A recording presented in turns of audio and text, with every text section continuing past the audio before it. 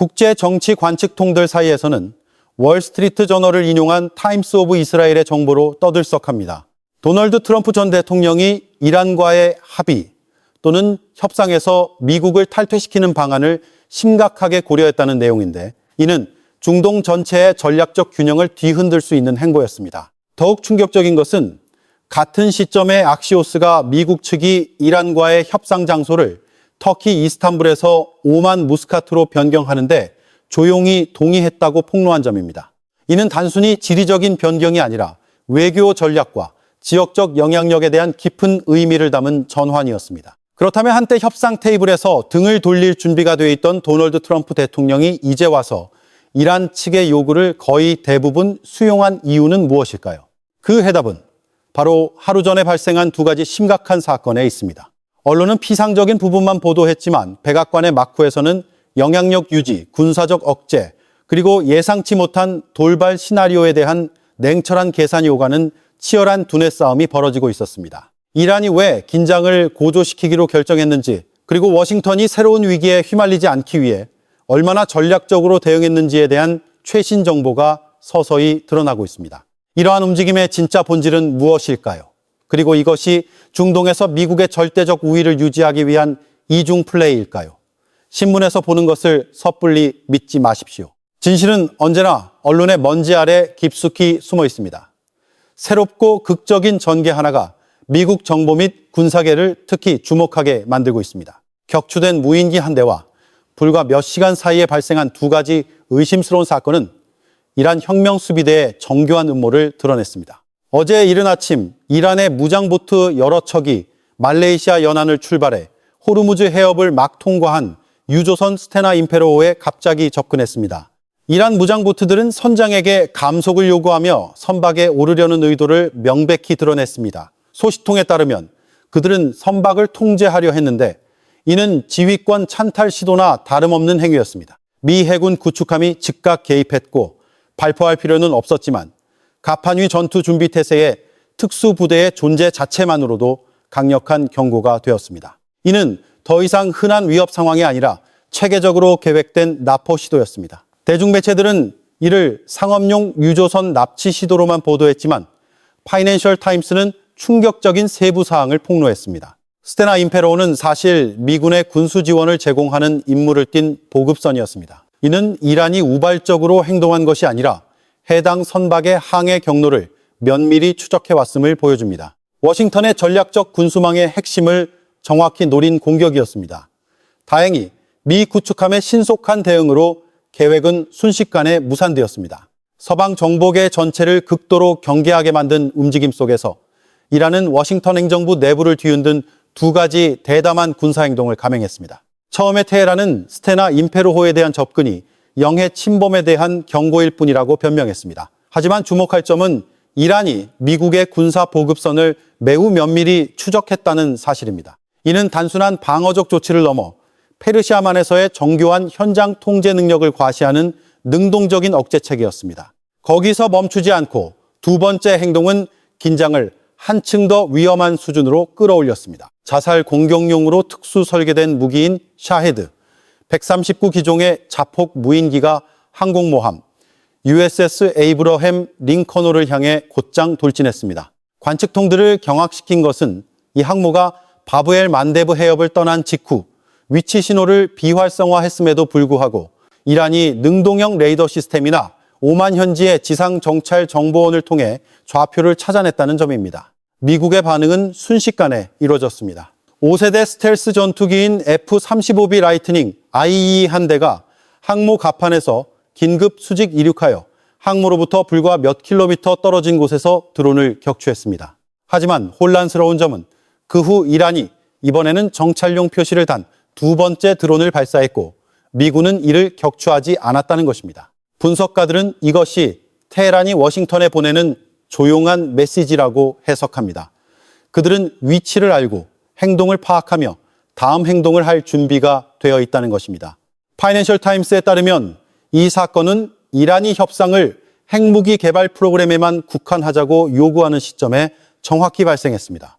반면 미국은 우라늄 농축 완전 중단, 미사일 프로그램 통제, 그리고 테헤란의 대리 무장단체 해산이라는 세 가지 주제를 추가로 논의하고 싶어 했습니다. 두 사건은 우연이 아니라 협상 테이블에서 압박을 받을 경우 이란이 긴장을 최고조로 끌어올릴 준비가 돼 있음을 보여주는 경고의 일격이었습니다. 국제 관측통들을 놀라게 한 행보로 이란은 협상 장소를 터키 이스탄불에서 오만 무스카트로 주도적으로 변경했습니다.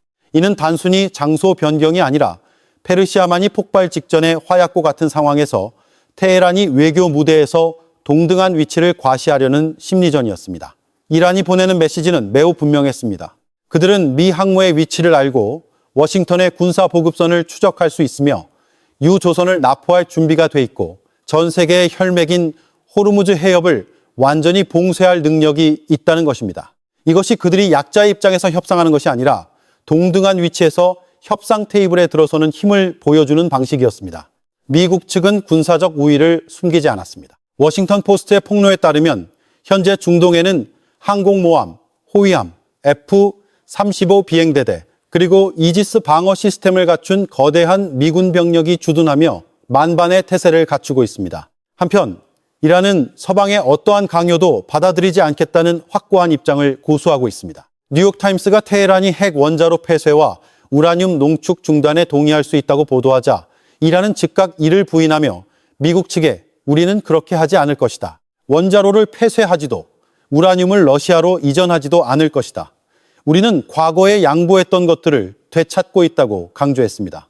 하지만 충격적인 것은 도널드 트럼프 대통령의 갑작스러운 태세 전환이었습니다. 한때 협상 탈퇴와 군사 행동을 고려하겠다고 선언했던 최고사령관이 이제 금요일에 이란과 협상을 계속할 것이라고 발표하며 협상 장소를 오만으로 옮기는 데 동의했습니다. 이는 주목할 만한 양보였습니다. 특히 파이낸셜 타임스에 따르면 트럼프 대통령은 기자들 앞에서 협상은 한 곳에서만 열리는 것이 아니라 여러 곳에서 동시에 진행될 것이라고 말했습니다. 이 선언은 여러 층의 의미를 담고 있었습니다. 이란 특사 아바스 아라그치와 제러드 쿠슈너 선임 고문의 본 회담은 무스카트로 옮겨졌지만 여러 소식통에 따르면 스위스, 카타르 또는 다른 중립지대를 포함한 다른 국가들에서 병행 협상 채널이 열릴 예정입니다. 이는 더 이상 단일 협상이 아니라 지구상에서 가장 완고한 두 경쟁자 간의 다층적인 외교 체스 게임을 반영하는 다지점 협상 전략이었습니다. 파이낸셜 타임스의 폭로에 따르면 도널드 트럼프 대통령은 이란이 협상 테이블에서 미국뿐만 아니라 중동 지역 전체로부터의 압박을 느끼기를 원했습니다. 그가 보낸 메시지는 분명했습니다. 만약 전쟁이 발발하면 이란은 워싱턴뿐만 아니라 파키스탄, 터키, 인도, 이집트를 포함한 지역 연합과 맞서 싸워야 할 것이라는 점입니다. 이들 국가는 다양한 형태로 미국 측을 지원할 수 있습니다. 도널드 트럼프 대통령은 이란이 군사적으로 뿐만 아니라 외교적, 심리적으로도 포위되는 전략적 그림을 그리고 있었습니다. 항공모함부터 카타르, 바레인, UAE, 요르단의 전방기지에 이르기까지 중동에 주둔하는 미군은 테헤란이 선을 넘는 순간 페르시아만 전체가 전쟁터로 변할 것이라는 명백한 경고였습니다. 그러나 이란도 가만히 앉아있지는 않았습니다.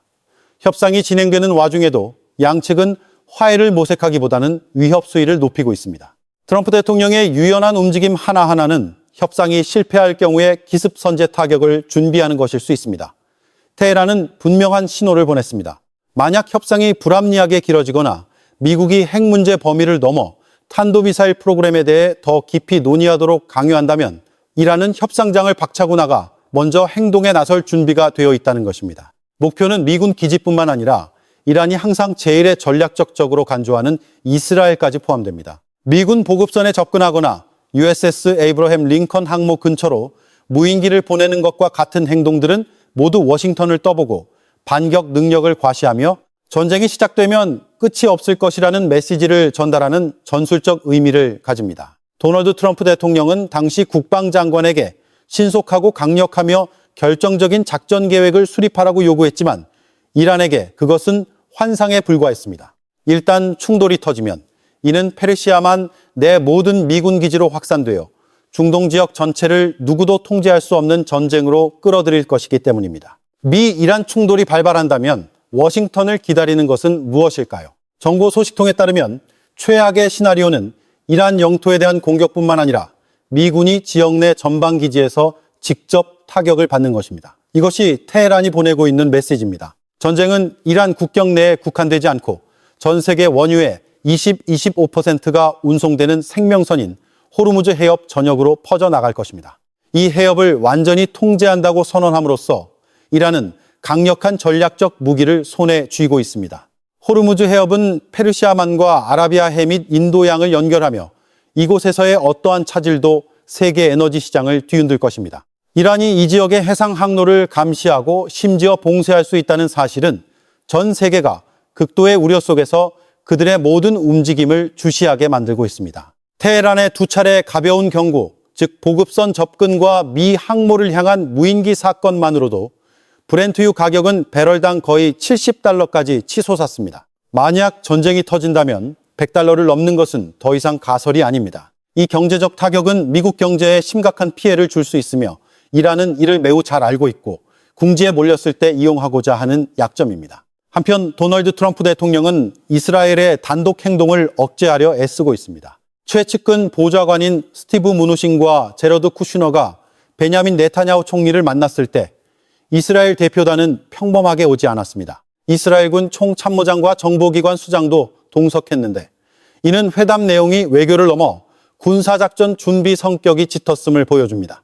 한 이스라엘 매체는 텔아비브 측이 이전 12일 전쟁 때처럼 선제 공격을 제안했다고 폭로했습니다. 목표는 이란의 공격 방향을 미군 기지와 페르시아만 동맹국 대신 이스라엘로 돌리는 것이었습니다. 그렇게 되면 미국은 후반에 참전하여 이스라엘을 지원하면서도 주도권을 유지하고 필요할 경우 빠져나갈 길을 확보할 수 있습니다. 반대로 미국이 먼저 공격하면 그들은 완전한 승리 외에는 다른 선택지 없이 전쟁의 끝까지 휘말려야 합니다. 도널드 트럼프 대통령은 이란과의 전쟁을 시작한다면 그것이 어중간한 공격이 될 수 없다는 것을 잘 알고 있었습니다. 그것은 단호하고 철저하며 단기간에 끝나야만 했습니다. 그러나 뉴욕타임스의 폭로에 따르면 워싱턴 내부에서는 미국이 공군력을 사용하더라도 이란 정권 전복이라는 목표는 여전히 요원할 수 있다는 회의론이 고개를 들기 시작했습니다. 이 전쟁은 많은 관리들이 인정하듯이 잘 준비된 전략이라기보다는 도박에 가까웠습니다. 자연스러운 쿠데타를 기대할 수는 없습니다. 지원, 비밀 기반, 그리고 안전보호망 없이는 감히 반란을 일으키는 누구든 보호받지 못하고 곧바로 추적당해 싹부터 잘릴 것입니다. 이것이 워싱턴이 그동안 텔아비브의 선제 공격 제안을 모두 거부해온 이유입니다. 도널드 트럼프 대통령은 여전히 협상에 베팅하며 적어도 테헤란의 진짜 반응을 시험할 마감 시한으로 여겨지는 금요일까지는 기다릴 것입니다. 파이낸셜 타임스에 따르면 백악관 주인은 이란에 대한 모든 군사작전을 2주간 잠정 중단하여 집중적인 외교 접촉을 위한 전략적 공간을 열어둘 것입니다. 하지만 이 협상들은 오만에서만 국한되지 않습니다. 시나리오는 터키, 이집트, 사우디아라비아, 이라크에 이르기까지 다지점 협상 네트워크로 확장되고 있습니다.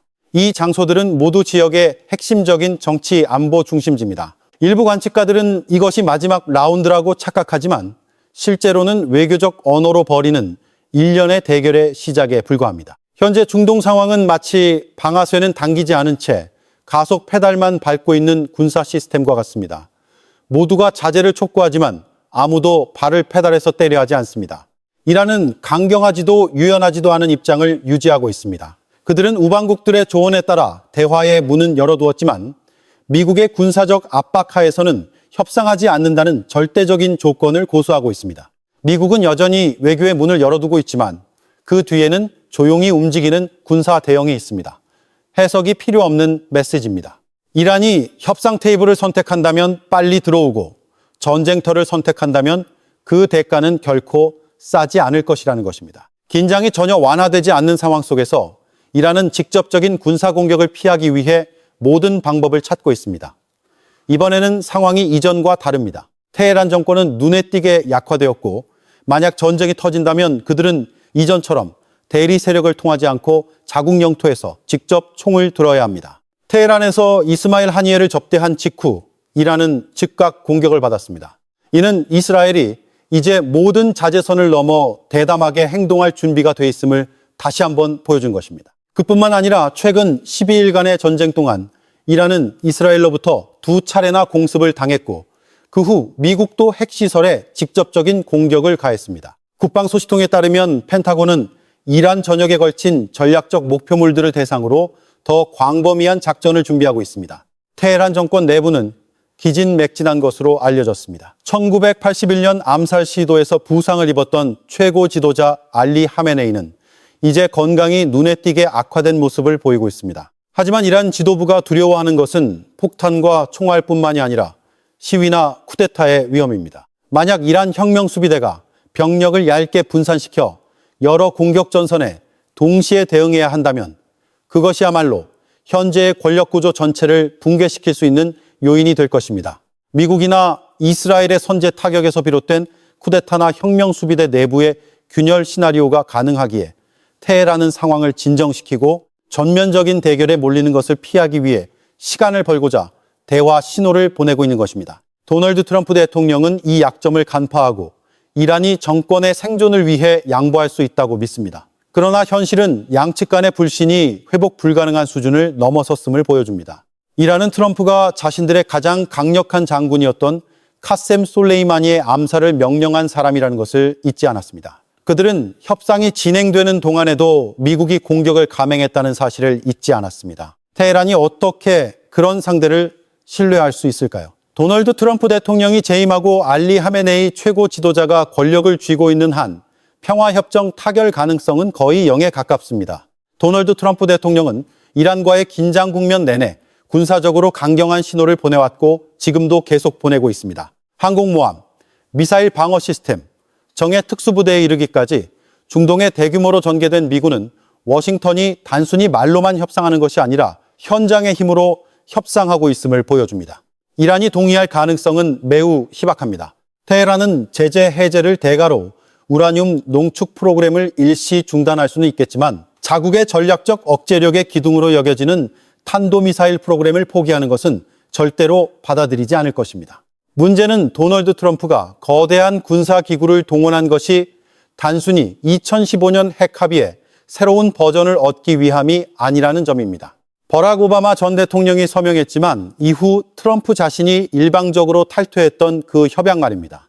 이제 와서 다시 서명 테이블로 돌아가는 것은 단순한 외교 행위가 아니라 정치적 후퇴로 비춰질 것이며 이는 미국 대통령이 결코 받아들일 수 없는 일입니다. 여러 소식통에 따르면 트럼프는 협상 불가능한 4가지 요구사항을 제시했으며 물러서지 않을 것입니다. 한편 위협적인 발언, 군사계획, 그리고 현장에서의 행동에서 나오는 총성은 협상 테이블의 목소리를 완전히 압도하고 있습니다. 이란이 우라늄 농축 중단이나 핵시설 폐쇄에 동의했다는 것을 확인해준 미국 관리는 아무도 없습니다. 뉴욕타임스가 테헤란이 수용할 수 있다고 보도하자 파이낸셜 타임스는 즉각 이를 반박했습니다. 이란은 모든 선의를 철회했으며 만약 기회가 있었다 해도 이제는 점점 멀어지고 있습니다. 그리고 협상 테이블이 아직 차려지기도 전에 중동의 미군 요새는 시시각각 강화되고 있습니다. 미국과 이란 간의 협상은 새로운 이야기가 아닙니다.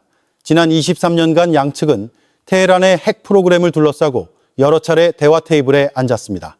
이란은 단순한 상대가 아닙니다.